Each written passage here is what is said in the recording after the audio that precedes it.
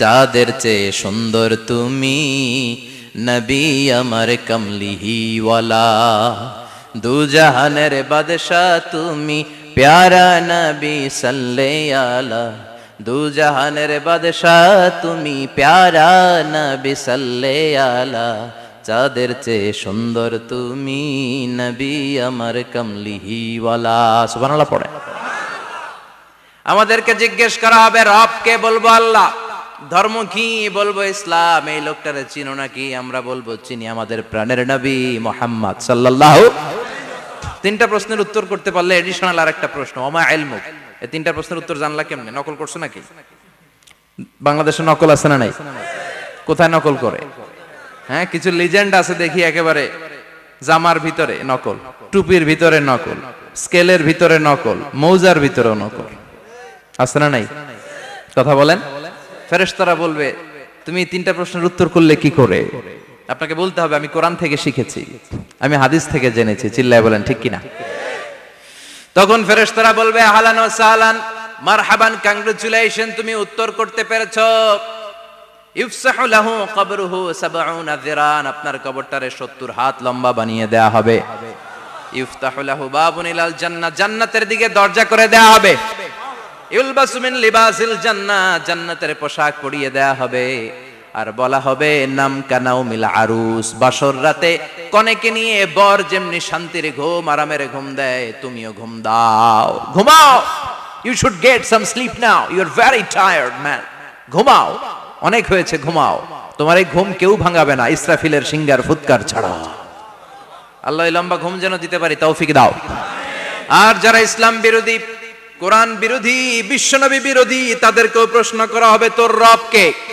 মার রব্বুক? সে বলবে লা আদরি, আমি কিছু জানি না। আমি মাফ চাই, দোয়াও চাই। কথা কন, জানি না, আমি কিছুই মনে করতে পারছি না, আমি কিছু জানি না। আমার ধর্ম নাই, কর্ম নাই, আমার ধর্ম যার যার, উৎসব সবার। আমার কোনো ধর্ম টর্ম নাই, আমার কোনো নামাজ রোজা নাই, আমার কোনো রব নাই। দ্বিতীয় প্রশ্ন, ওমা দীনুক, তোর ধর্মের নাম কি? সে বলবে ধর্ম কি আমি জানি না, আমি ধর্মরে গালি দিতাম, আমি দুনিয়া ইসলাম রে বাস দিতাম, আমি আলেম ওলামাদের বিরোধিতা করতাম, আর শাহবাগের মঞ্চে উঠে ভাষণ দিতাম। আছে না নাই? সব গুমর ফাঁস হয়ে যাবে, ইয়াউমুত তাকাবুন। এরপর বিশ্বনবীর চেহারা দেখিয়ে বলা হবে এই লোকটারা চিনো নাকি? সে বলবে চিনি না, তবে আমার বন্ধুরা তার বিরুদ্ধে ব্লগে লিখতো, আমিও ব্যাড ব্যাড কমেন্টস করে দিতাম, এই লোকটার বিরুদ্ধে আমি কার্টুন বানাতাম, এই বিশ্বনবীর বিরুদ্ধে আমি কথা বলতাম। চিল্লায় বলেন ঠিক কিনা? ফেরেশতারা বলবে লা দারাইতা ওয়ালা তালাইতা, তুই তো কিছুই পারলি না, তুই তো কপাল পোড়া। ফায়ুত্রাকু বিমাতারিকা মিন হাদিদ, লোহার হাতুড়ি দিয়ে পিটিয়ে ওর মাসেলগুলো থেতলে ফেলা হবে। ওয়া ইউকালু লিল আরদি ইলতাইমি, কবরের দুই পাশের মাটিরে বলা হবে চাপ দে, এমন চাপ দিবে ফাতাখতালিফা আদলাউহু, ডান পাশের পাজরের হাড্ডি বাম দিকে ঢুকে যাবে, বাম পাশের পাজরের হাড্ডি ডান পাশে ঢুকে যাবে। কিয়ামত পর্যন্ত এই মারামারি চলবে। আল্লাহ এরকম ভয়ঙ্কর পরিস্থিতি থেকে আমাদেরকে বাঁচাও। ওই কবরের আযাব থেকে বাঁচার দরকার আছে না নাই? বিশ্বনবী বললেন যে ব্যক্তি রাত্রিবেলায় সূরাতুল মুলক তেলাওয়াত করবে তার কবরের আযাব হবে না। ইন্না হাযিহি সূরাতুন আযীমা মানিআতুন মিন আযাবিল কবর। এই সূরাটা এমন সূরা, সাধারণ কোন সূরা না। এই সূরাতুল মুলক যে রাত্রিবেলায় তেলাওয়াত করবে তার কবরের আযাব থেকে তারে বাঁচিয়ে দিবে কে? নাম্বার 1 ফজিলত, স্ট্যাটাস মনে থাকবে তো। 2 নাম্বার স্ট্যাটাস শাফাআত লি সাহিবিহা। এই সূরাটা, এই সূরার তেলাওয়াতকারীর জন্য কিয়ামতের দিন সুপারিশ করবে। কোরআন সুপারিশ করবে, চারটেখানি কথা না। কোরআন যদি আপনার বিরুদ্ধে দাঁড়ায় আপনার জান্নাত ক্যান্সেল, আর কোরআন যদি আপনার ব্যাপারে আল্লাহর কাছে রেকমেন্ডেশন করে জান্নাত আপনার জন্য ওয়াজিব করে দিবে কে?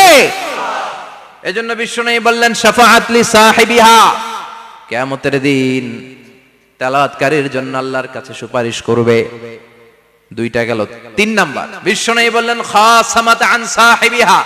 এই সূরাটা কিয়ামতের দিন এই সূরার তেলাওয়াতকারীর পক্ষ নিয়ে আল্লাহর সাথে ঝগড়া করা শুরু করে দিবে, আল্লাহর সাথে ডিবেট করবে, ঝগড়া করবে, যতক্ষণ না হাত্তা আদখালাহুল্লাহুল জান্নাহ। হাদিসের টেক্সট হচ্ছে যে যতক্ষণ না আল্লাহ তাআলা তাকে জান্নাতে না ঢুকায় ততক্ষণ ওই সূরার তেলাওয়াতকারীর পক্ষ নিয়ে আল্লাহর সাথে বিতর্ক, ঝগড়া, তর্ক চলতেই থাকবে।